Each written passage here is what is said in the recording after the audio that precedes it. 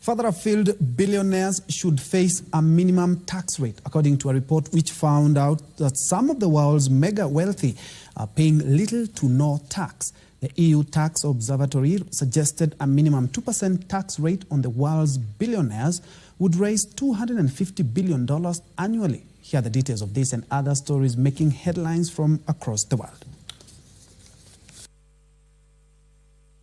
There are around 2,500 billionaires with combined wealth of $13 trillion. The EU Tax Observatory says most people pay a higher rate than the super rich, who it said are able to use complex business structures for avoidance. The report by EU Tax Observatory, part of the Paris School of Economics, examined how successful efforts to ensure individuals and companies pay their fair share have been over the past 10 years. The report says billionaires are able to get away with paying tax rates equal to 0% to 0.5% of their wealth due to the frequent use of shell companies to avoid income taxation.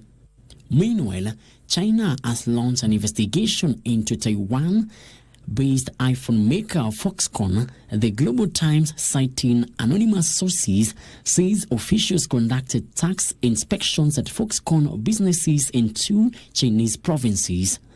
Foxconn says it will cooperate with the investigation.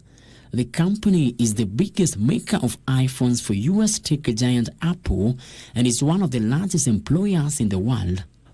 Finally, the cost of UK state borrowing is close to a 15-year high, levels seen only twice since the global financial crash.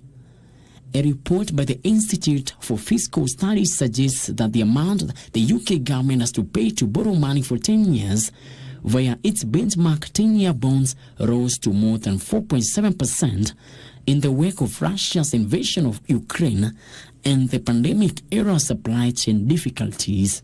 A report by the Institute for Fiscal Studies suggests that inflation hit highs in the UK after energy prices rose in the wake of Russia's invasion of Ukraine and the pandemic-era supply chain difficulties. Frederick Muki for Lunchtime News.